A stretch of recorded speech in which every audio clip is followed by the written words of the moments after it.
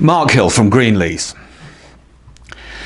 Now, is it possible that over the past nearly 3 years since the 2016 referendum, we have been going through some sort of extended psychotherapy session to try and guide those people who lost the referendum, the Remain supporters that are most passionate about the European Union, to guide them into acceptance, to understanding, grieving potentially over their loss, to allow them to express their dislike of what happened, to allow them to come to terms with what they had to come to terms with. And that is that we are now going to be leaving the European Union because that is what democracy requires.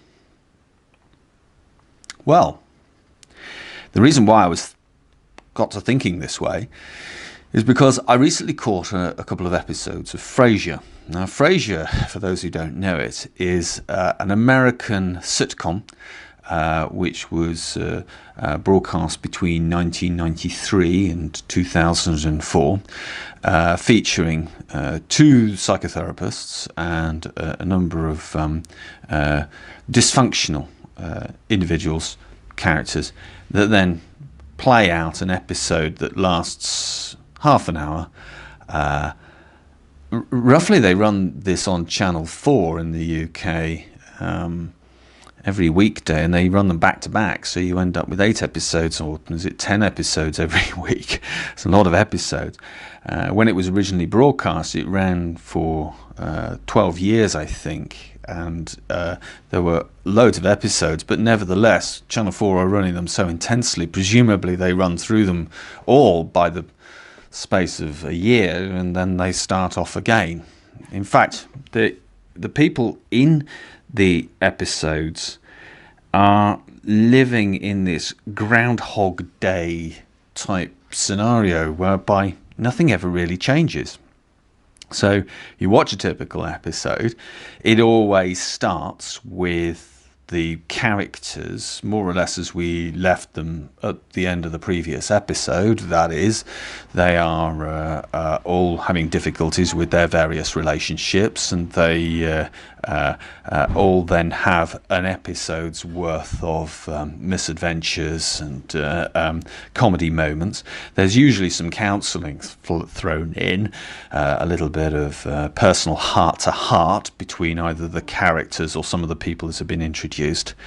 And then at the end, despite the adventures, despite the difficulties, everything more or less resolves so that we are ready for the following episode, where everything starts as it always starts, with the characters in the same compromised, unhappy, difficult, in some cases really pompous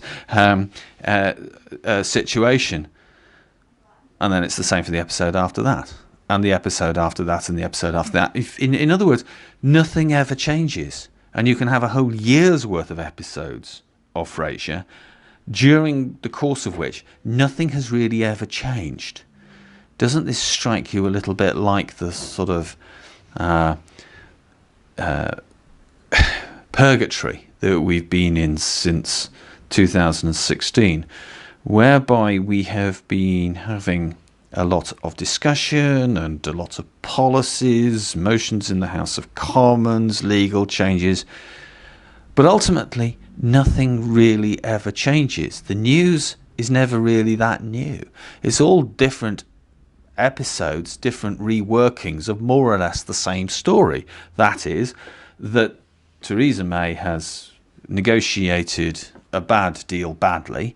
She's ended up with something which the Commons don't like, that the EU will not moderate, and that there is a sizable minority in the public who want to have the whole thing stopped, rerun as a referendum if need be, but basically would like to remain and haven't changed their view as a result of the majority choosing in 2016 a course of action they don't approve of.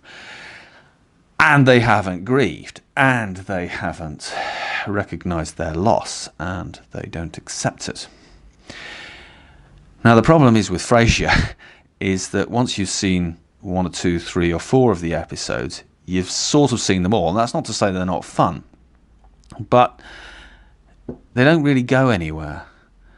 And there has to come a point where you turn the TV off and you start to go and do something else.